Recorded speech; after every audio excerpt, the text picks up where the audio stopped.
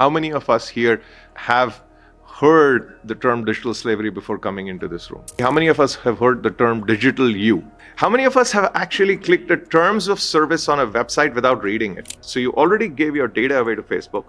Now you're giving all your intelligence away to ChatGPT. So you don't own your photos and your data. You don't own a large part of you. What is the right job, and how can this change in the world of AI? So just imagine a world where you won't have that challenge.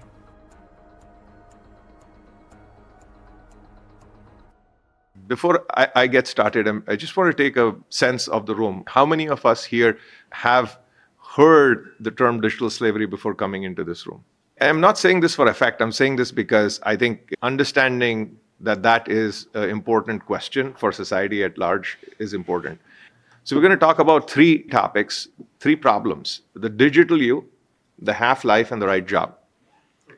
So digital you, how many of us understand what the digital you is? I would humor us to think of the digital you in three buckets. The first is obviously who you are, your identity, which is essentially your data. Think of identity, you have 7 ID cards and all the data in those 7 pieces of identity. Some countries have implemented global ID. So all the identifiers, think of every label that you have been given from the time you were born. Most kids, when they're born, they don't have a really nice name. They said cuckoo or something like that, right? Until they grow up. We get more and more labels, the companies we work for, the titles we acquire, the jobs we work in. And essentially your sense of identity grows from all of this. And over a period of time, the digital you becomes more than your experiences. Otherwise, you are just a sum of experiences that you're recording. You're this giant multi-dimensional sensorial camera that's constantly recording the universe around you. If you closed your eyes, probably it doesn't even exist. So the digital you is really your data, which is essentially all the labels, all the tags, everything that you accumulate. Now, historically, where was this? It was in family albums, which were hidden, and you would only show it to someone who was really close to you. Today, it's on Facebook. I don't know how that happened. Thank you, Mark.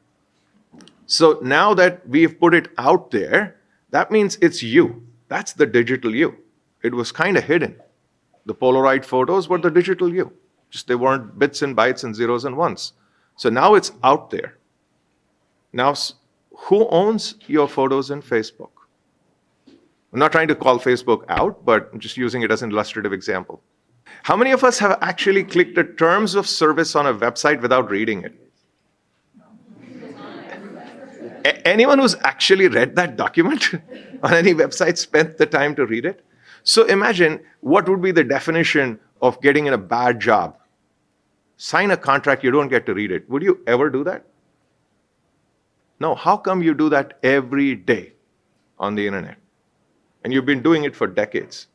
And that is the beginning of you losing control over your digital you.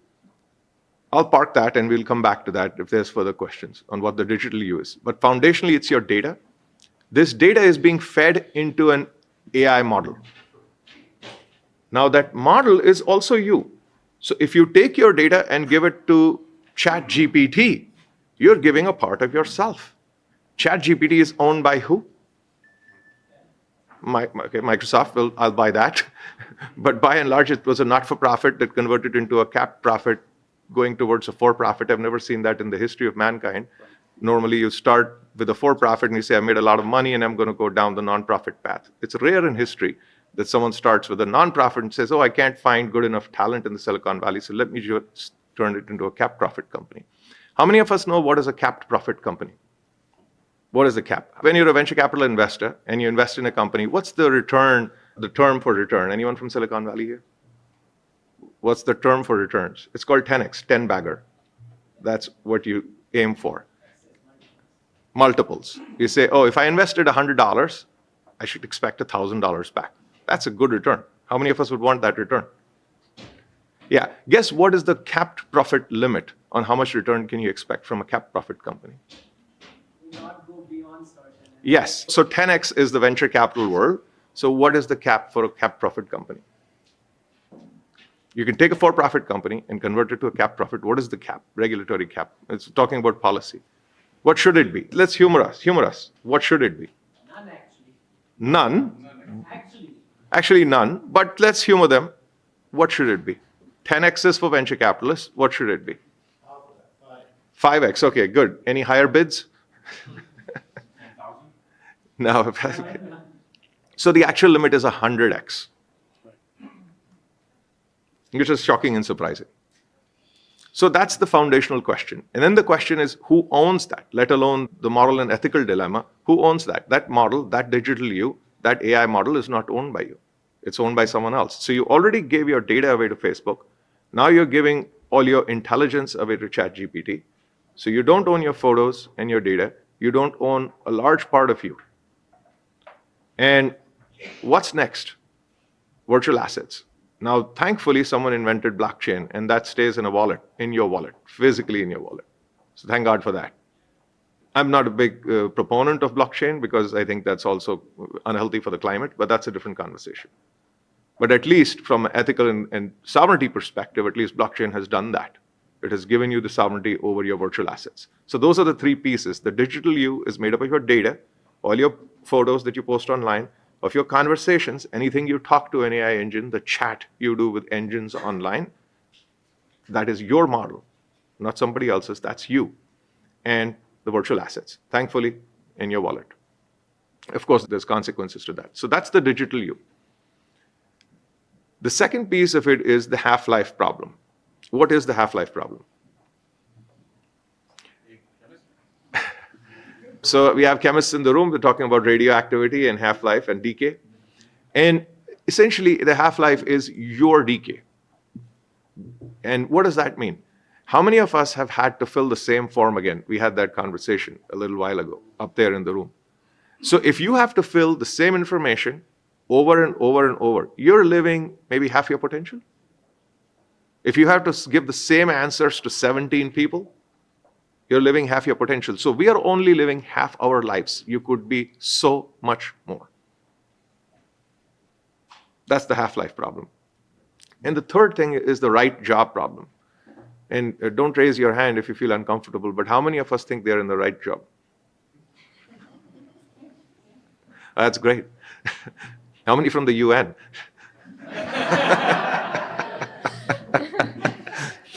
Okay, that was not a trick question. So the question is, the right job is a hard thing. Invariably, most people don't find their purpose. Invariably, we go through our lives because someone said, oh, you're born in India, you should be either a doctor or a lawyer. That's how it was when I was a child born in India. And if you're not, then you're a loser. So you get those hard choices. Maybe it's not such a bad thing. The world needs more doctors. I wouldn't say more lawyers, but no offense to lawyers in the room. So the question then is, what is the right job? Are you pursuing your purpose? And how can this change in the world of AI? Some people on the panel earlier talked about one of the biggest things that AI can do is job matching in real time.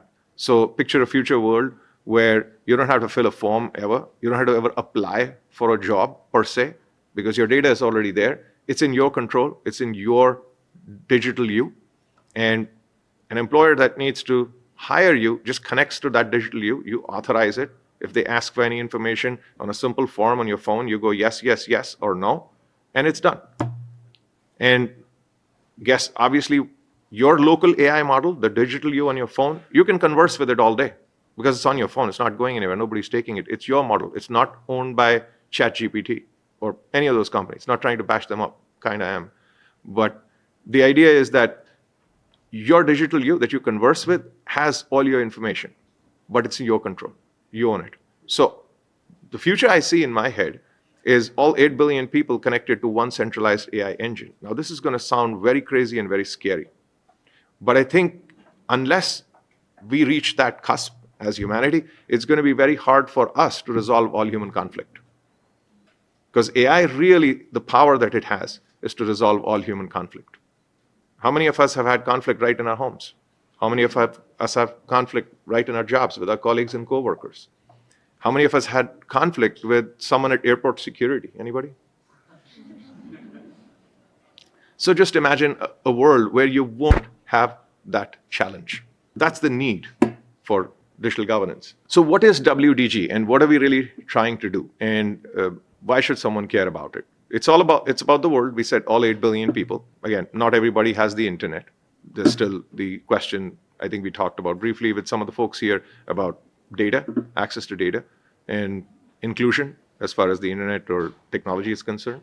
While we can sit here in the comfort of our phones and say, oh yeah, the whole world is connected, there's still people forget about a phone without food and water.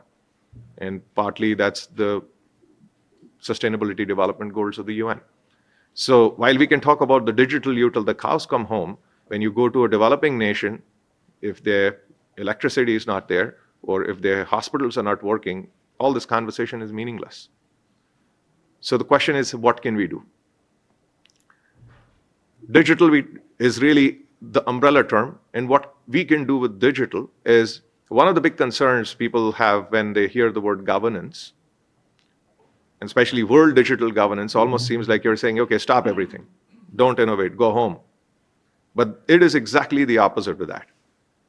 The idea of world digital governance is that you own the digital you.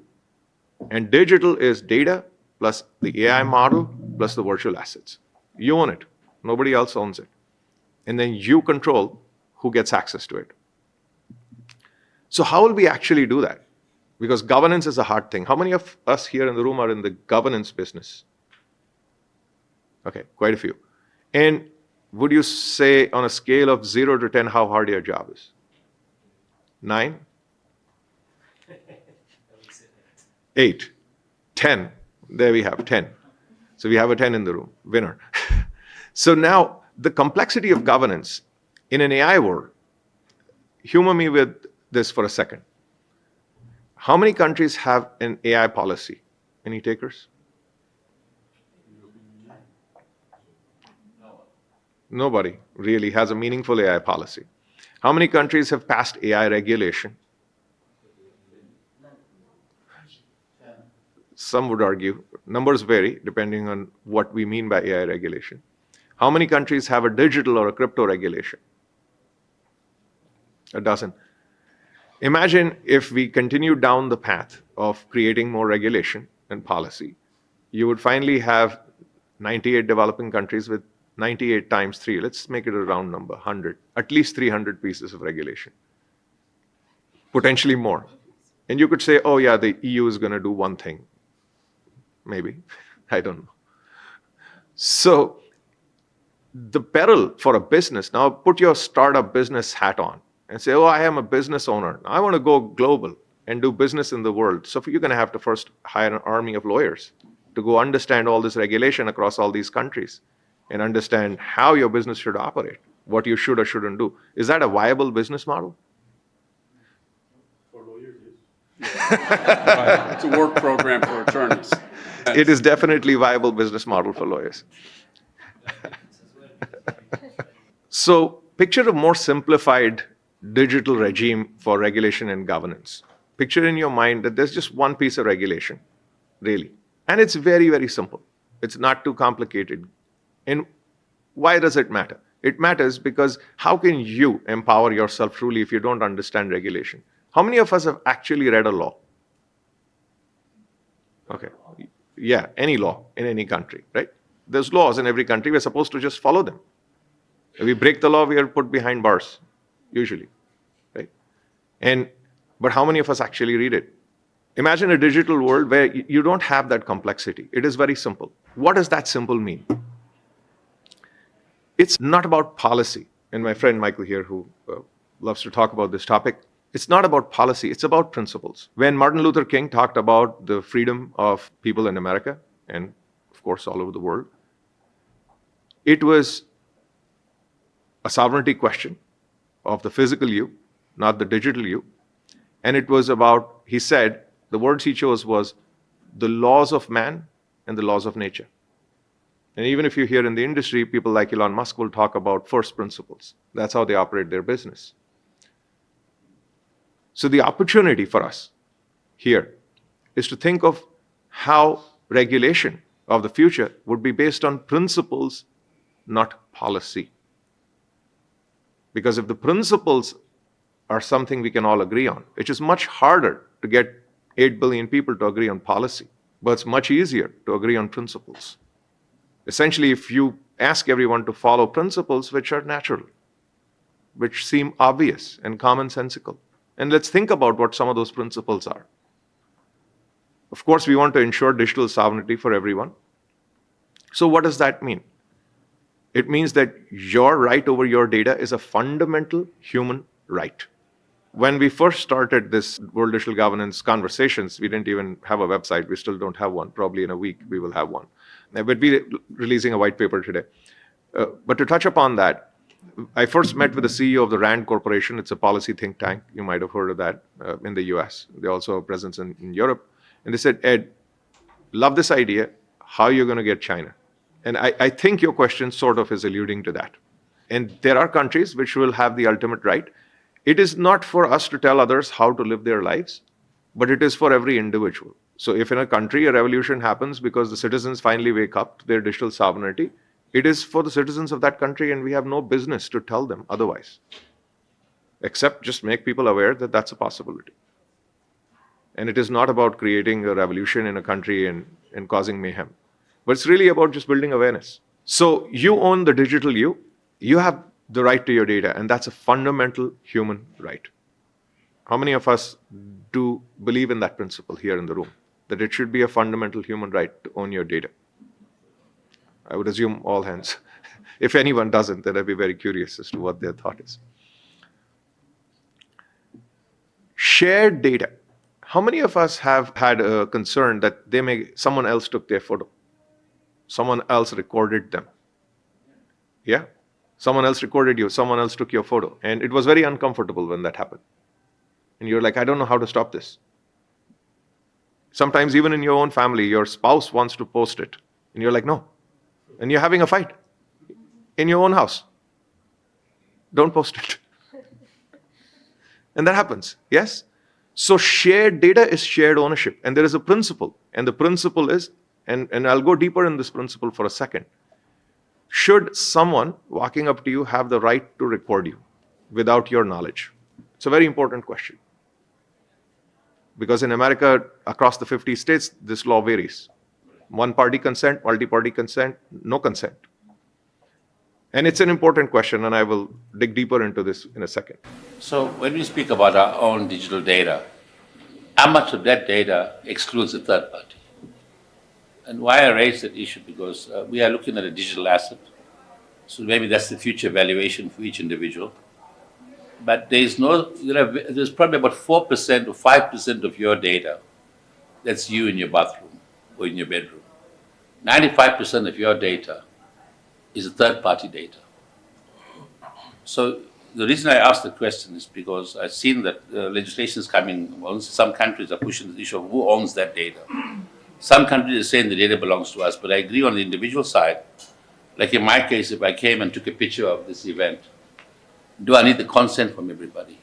And so I do agree with you. This is a question that it's a definition of what is the data. I will touch upon that as we go further.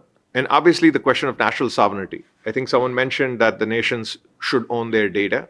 Obviously, if the government is the legal entity, the digital you of the government, obviously the government should own it. But the government under no circumstance and in no planet should own your individual data, the digital use data, because that would be digital slavery. And that's the principle. For free. That's the problem. There's a deeper question there. So now, assuming that we understand these principles, what are the other principles when we start to accelerate AI? Now we say, oh, now we figured it out. We have a way now to control the digital you. We created a new citizen screen application. It's sitting on your phone that controls everything. How do you actually now go and start to have the AI conversations? What is the guardrail? Because you connect that to ChatGPT and boom, sucks all the data out. So what was the point of all this? 5 seconds later, all your data is gone. So how do you control? And that's the guardrail. And we'll talk about 3 guardrails in more detail. And foundationally, there will always be dispute. There will always be conflict. How are we going to resolve conflict? Will conflict be resolved through an arbitration policy, or will conflict be resolved by consensus? And my friend Michael here likes to talk about consensus, on how consensus can be a terrible thing, because consensus can mean that an oppressive majority can oppress a minority. So what's the real goal here? The goal is to ensure safety and security. maximizing your potential because you're not living your half your life. It will create economic value because AI matching engine is no different from Uber. AI matching engine for jobs is Uber, very simply. What is Uber? Uber is a place where buyers and sellers of rides can instantly settle on an exchange at the click of a button. It's a stock exchange, for the lack of a better term, but it's a ride exchange. Imagine an AI job matching utility of the future that is an exchange for everything. Anyone wondering why Elon Musk called Twitter X now? The ultimate exchange. And a very rapid way to acquire the entire market because the data is already there. So, of course, foundationally, the question is the data is there, but is it true? The truth and journalism problem. How do you know? Data, as our colleague here pointed, is a record of an event. And how do you get the truth? And if we've seen these movies, put your hand in the Bible and say, I'll speak the truth, nothing but the truth, and so help me God. And how do you know that it's the truth? What is truth really? Some would say truth is perspective because it depends on what part of the room you were standing on when you took a picture. And someone says what that person in the room, maybe they were, maybe they weren't, depending on where you were standing and what picture you took. So truth in journalism. And of course, yes, hey, this is a great idea. Yes, we love the idea, but how in the world this is ever going to be real? It's a question. Yeah, it sounds good, but can this actually be real? Because we all keep our reality hats on. How are you making it real? Ever. Forget about now. And then how will actually things be enforced? And what does that enforcement mean? So really, it's about building a community of people. And I'll talk in more detail about how the community comes together and how we build mechanisms of trust, of policy, of integration. And that's what WDG is trying to put together as a community. But more importantly, the need for a framework to bind it all together. I'm sure we can all understand the value of a good framework. And I love poetry, so I coined the word prose just to humor everybody on what this framework is. It's really the story of your life. If you get it right, it'll be awesome. And what is prose really? Yes, you have a question?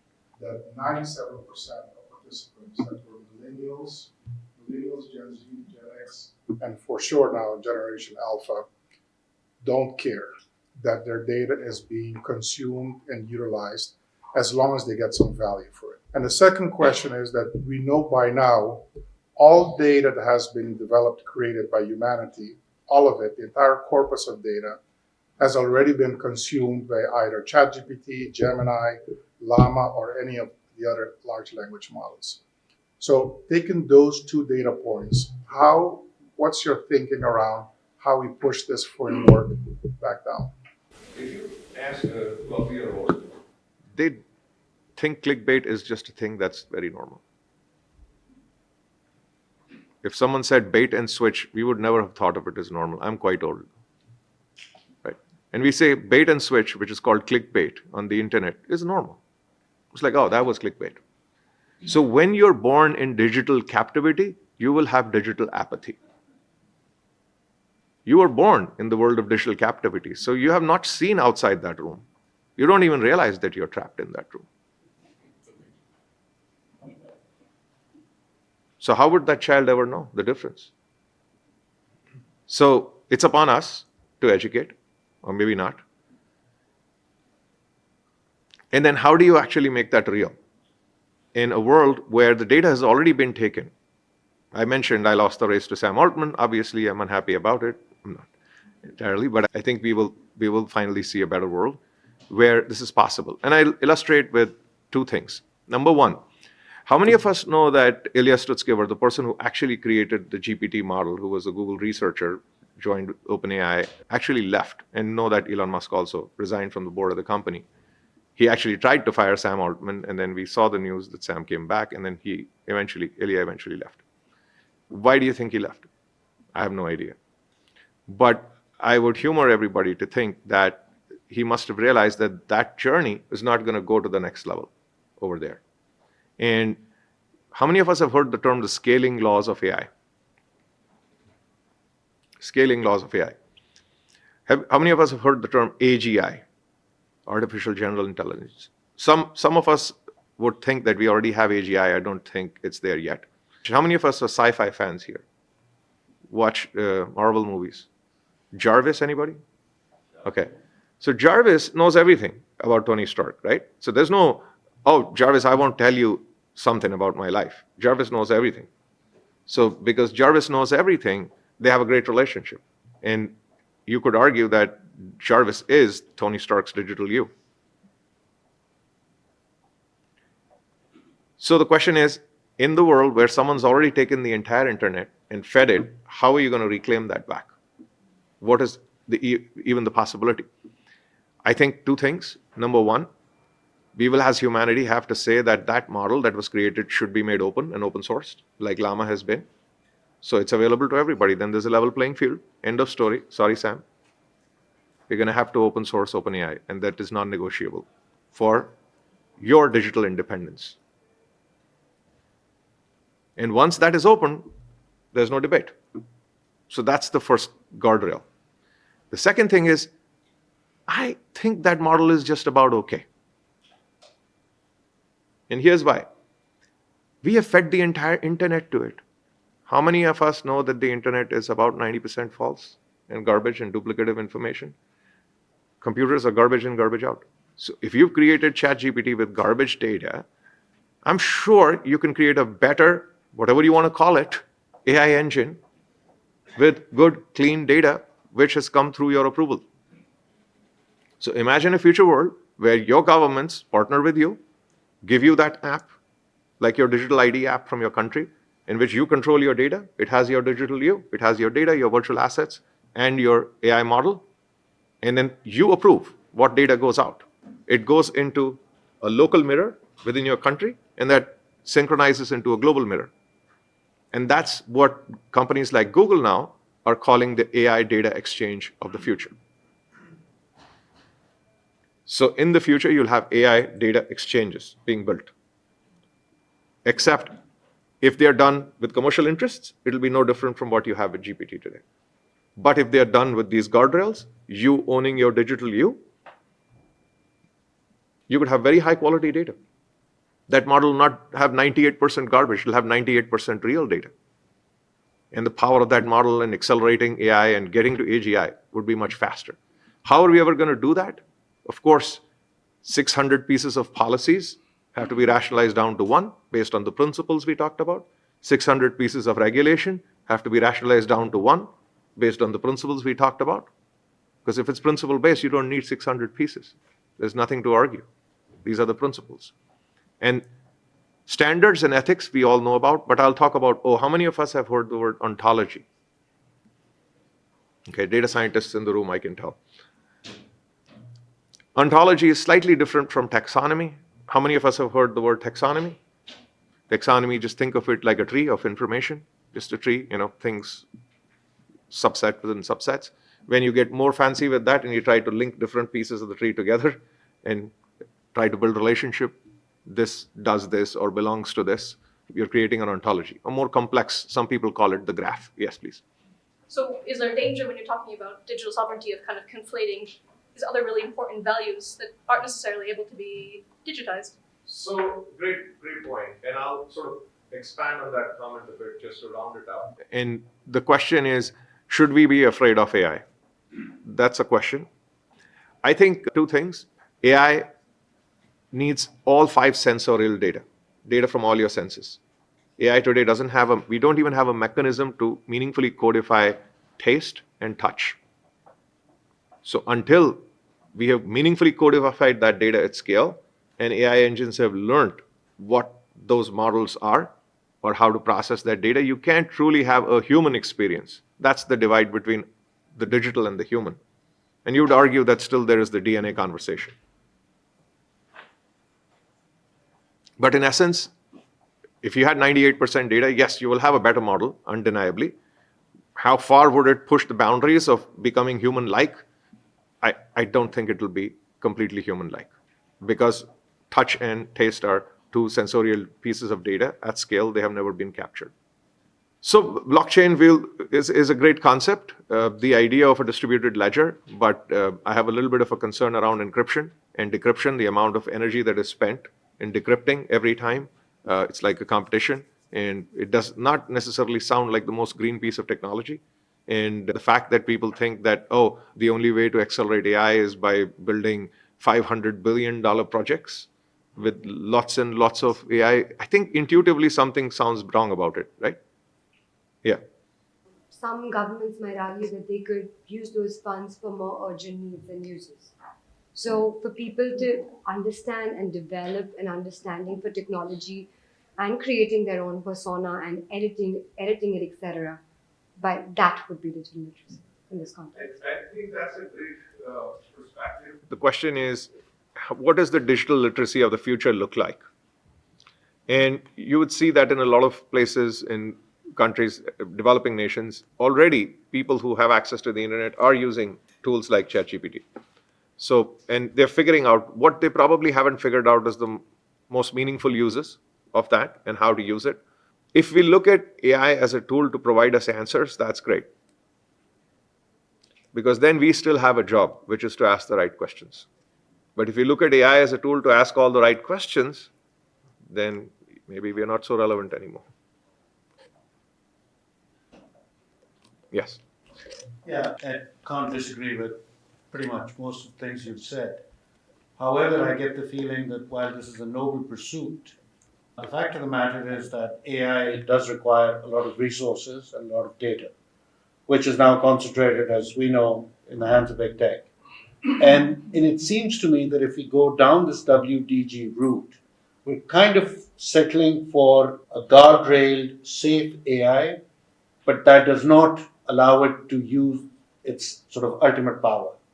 So there's that, there's this conundrum. That is a great observation that it feels like that. Yeah. It feels as if what we are saying is, oh, yeah, let's put these guardrails, let's give you control of your data, and let's not maximize the potential of the AI and the models. So I'll go back to the thing that I talked about, the scaling laws of AI. There are three ways you can scale AI to get better and better. What are the three ways? Computation, Project Stargate, GPUs, H100s, or whatever else in the future, Blackwell processors. So you can throw more hardware at it. We've all heard in the cloud the word vertical scaling versus horizontal scaling. So you can throw computation, and computation will do it. But there's always a theoretical limit. Computation-based scaling is logarithmic in nature. That means at some point you have diminishing returns. Throwing more compute doesn't necessarily get you a better model. The next is data. You can get better quality data. Quality is data quality-based improvements and scaling of AI is supralinear in nature, maybe linear, maybe supralinear. And so, yes, as you keep getting better quality data, you will continue to see the scale. But then the thing that is absolutely exponential in nature is model architecture. This is why I believe Ilya left OpenAI, because he's trying to think what's next on model architecture.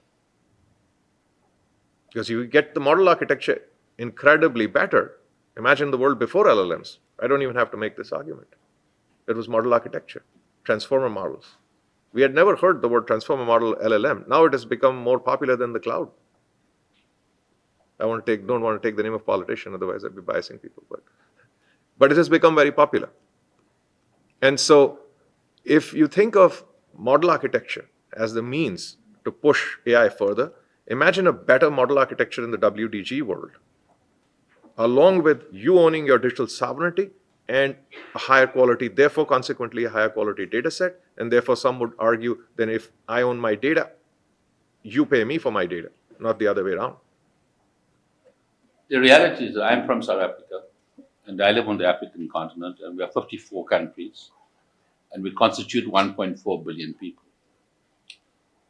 I'm fortunate as an individual because maybe I have access to wealth.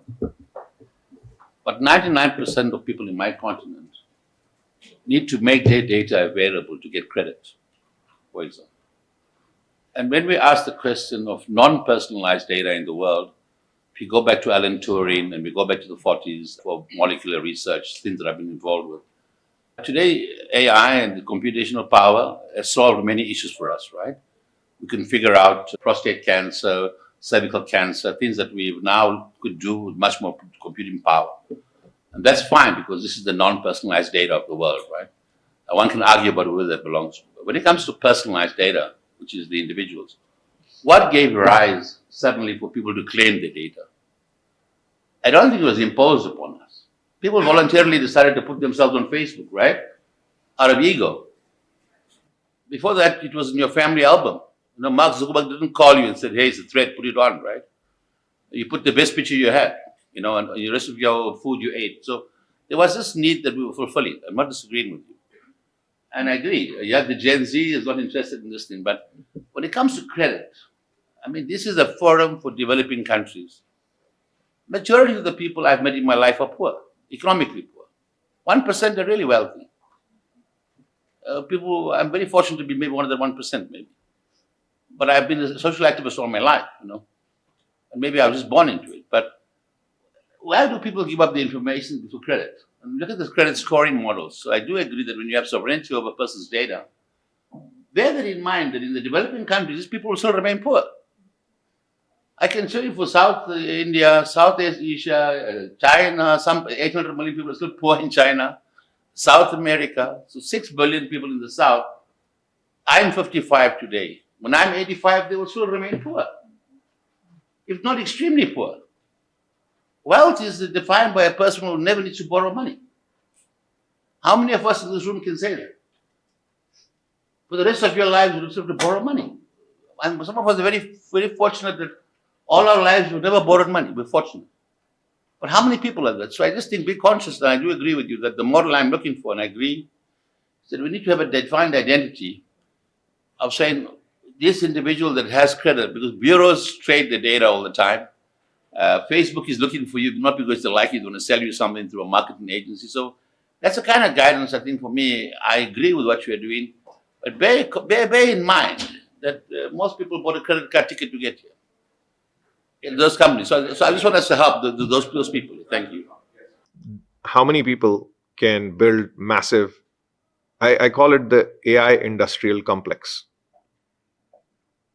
So you're not even in that fight. You're just a bystander. You're just watching it. So the fight is really happening in the AI industrial complex. Who can set up the biggest clusters? Yes. Our passport information, where we were born, our nationalities, our expiration dates, have all been submitted to the UN. We don't know where that data sits, right? So I think that the train has left the station. I do like your comment, and I think that's where the battle will be. It will be around transparency for the transformer models. If we can get to that, right, and you mentioned the Llama model as an example, if we can get to transparency of the transformer models so that we can at least have the right to see how our data is being used, I think we have a fighting battle. But I think to regain back sovereignty of our data that lives everywhere now, it's going to be very difficult. I don't deny that it's going to be very difficult. Absolutely. That's part of the reason we're here. Yes. The reason this came into my mind was, for example, you ask someone to talk about the simplest concept, let's say love. The way you're going to explain it is going to be so much different than how I'm going to explain it, and how our emotions evolve with time as well. So with giving so much control to people for their own identity, how are we going to work to resolve, pause, or adapt, or respond to hallucinations with that much information? Very, very good question. We'll respond to that. You're just going to get some of the other questions in as well. Yes. Sorry. I would like to challenge people in this room that think the Gen Z don't want to or don't mind having their data stolen. I can tell you that they are defined as male and female. They're not male and females. They're them. They are theirs. They are unicorns. They don't like to be labeled. And what the current data sets do, they give you very limited choice. You're either male or you're female. There's no choice for even other.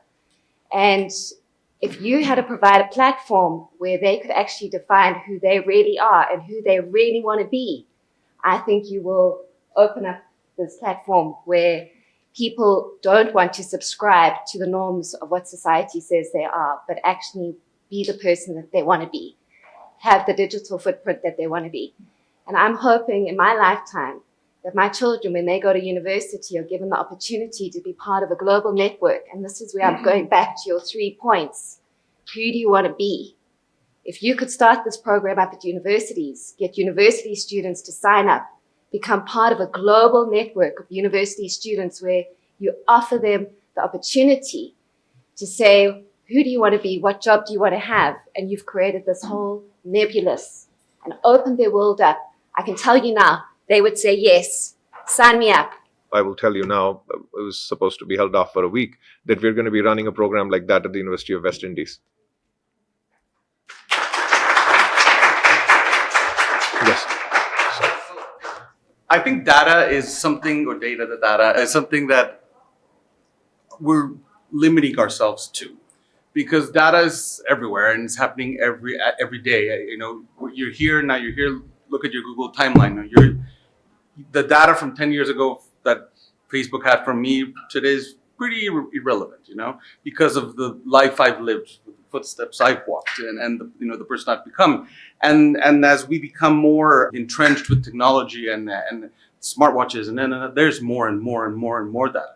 So I think data is always like a living organism that defines and can tell Cambridge Analytica how I'm going to vote today. You know, based on my actions today. You know, and I think that's the real question of how this new fresh data is being processed by something that is ethical from this point forward, because I understand that, yeah, they know my birthday and my first pet's name, but they don't know where I'm going to be doing what I'm going to be doing in 5 years. Actually, that's a great point. This is one of the 3 guardrails: eat, DAO, and chi. And just strange acronyms we picked. Eat is what is the data AI is going to eat. Entity data, activity data, and transaction data. So the only thing that people really have on you today is entity data and historical activity and historical transactional data. But the nature of life, to your point, is constant evolution. And so there's constant activity and constant transactions. So the future digital you is not the same as the past digital you. You change over time. Your habits change, your behaviors change. So marketers are running their algorithms on the historical digital you. So they can't game you in the future if you're not giving them the data to game you, which is activity data and transaction data. Yes, please. I don't know if a lot of people here know of the story of Henrietta Lacks. In the past, there used to be illegal and unethical experimentations, right? And she was taking her cells out without her acknowledgement, without her consent, because that's how medical science was done in the past. And her cells, now, whoever is from the biology sector here might remember that you might have experimented in HeLa cells. And that has created vaccines, that has created cancer treatments, everything. She never knew about this. And the worst is that her family does not have access to the treatments that it was created with her own cells. So that has created in the healthcare sector a whole discussion of, do we own our biological data? And it's a battle that we have up to today. We do not. So I'm Brazilian. I live here in Europe. I'm from the African diaspora from many years ago that were brought, from Africa to Latin America to be slaves there. And we don't know our past because documents were burned. And now with all the technology that we have for DNA, we can have that information. And I just have not done that yet because I don't know what they would do with my biological information. So my question is, what is the environment for that to be accepted? What are the forces against it? What's the strategy? Because at least in the healthcare, we lost. Our biological data does not belong to us. Maybe a similar question. In your framework, when does the data becomes the new data? You know that the speciality of AI is to fake. Take your picture, modify a little bit your hair, and then you are a new data. How do you make the difference in your framework? So AI has the ability to modify data just like a human does. Just that it takes the human a really long time to do it. You could use Photoshop and do the same thing. And AI will just do it faster. Yeah. So what is the threshold? My own data, as you call it, no? Okay. So your question is, how do you define, therefore, what is mine? I think there's a legal and a regulatory question as to what the laws of IP say in a given country, and every country has slightly different viewpoints on that. But one would argue if you add value to society, then it's yours. Because if you didn't add any value, then it's not. Think of someone who goes and does mining and uses labor to, let's say, the banana on a tree. You go and pluck the banana. It's not really your banana, it's the tree's banana. But you'll take it and you'll go and sell it to somebody saying, hey, it's my banana. And you'll make money from it. So something becomes yours by the act of labor, by the act of putting effort in. It's a bit of robbery of data along the slavery of data then, yeah? I'm not advocating that, but I think it's, yeah. I can tell. Yeah. What if a waiter knows what you like in a restaurant? You like pizza. You arrive at the restaurant. Hi, Ed, you like pizza. Is it your data or his data? No. Can he share it? I think the key question there is, what does that digital you actually mean? And the model that I think emerges is what we call the buyer's agent AI model. The buyer's agent AI model, think of what decisions can AI take for you. AI can do research for you, find me the best restaurant, find me the best pair of shoes, and what best means to you is very different from what best means to someone else. And unless AI knows all your activity history, all your transaction history, everything about you, it can't do what's best for you. You normally have to ask your parents or somebody else tells you, because they kind of know enough about you. So the question is, A, what's best for you? And then the next question is taking the actual decision, delegating that agency to the AI engine. Just make a purchase. Now, how would you offload that decision? I think the answer lies in consequence. So if there's a 30-day return policy, it doesn't matter. Just buy it. I'll return it anyway. You can tell the AI engine to do it. But if it is a one-time sale, you can't return it back. There's irreversible consequences. It's your fundamental human right. It is your right whether you want an AI engine to take a decision on your behalf or not. Just like you would go and tell your assistant, hey, go buy my flight for me. Right?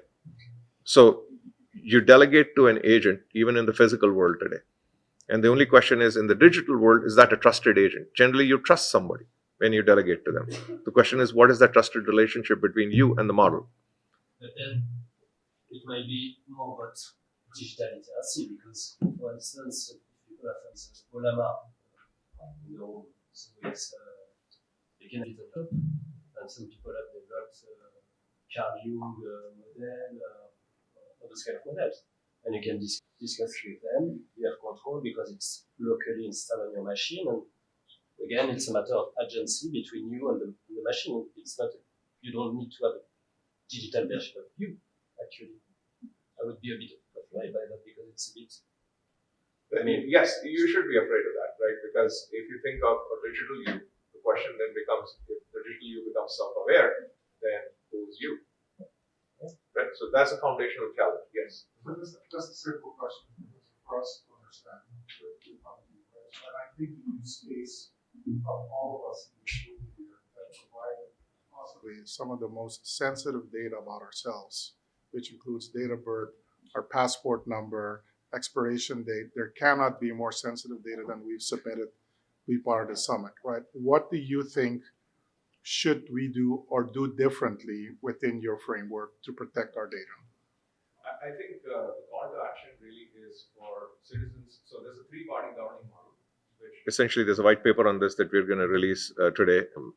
There's a three-body governing model. So we're going to countries, and the approach is we're meeting with the highest authorities within the country, typically the prime minister and such in the developing nation. And then also we're doing the digital literacy education initiatives, like I mentioned, the University of West Indies. So it's a two-pronged approach.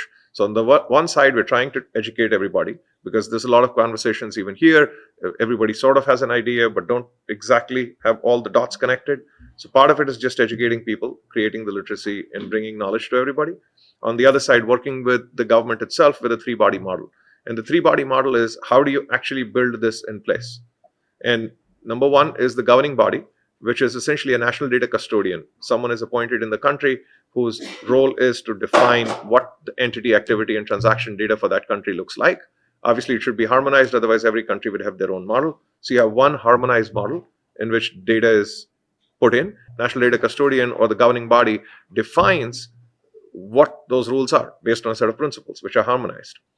And now this data model exists. How are you going to operationalize it, which is the utility? And the utility, think of it like in every industry, you had utilities, whether it's energy or whatever sector. So now think of AI data exchange, a data utility that's set up within the country, which is not ChatGPT or some commercially controlled entity. This is the responsibility of the government to do that anyway. They already have most of your data, to the point earlier that the data is already out there. This is not new. Estonia has done this, except they did it in a federated model. They did not create a unified store. That's the only difference. India has done it for Aadhaar. They've done it for digital identity. And foundationally, digital identity is the step one to solving this problem. Because you can get, which is the entity data, getting critical entity data, which is uniquely identifiable. And then the question is, how do you control it? So you bring the utility. And then the third piece of it is the community body, which is within your community, bringing the right people together, which is all the experts who can actually enable this change within your economy. And the benefits for your economy are an obvious boost in productivity, an obvious shift upward in employment, an obvious growth of additional foreign direct investment within the developing nation. And that's the reason some of the countries that we're working with are interested.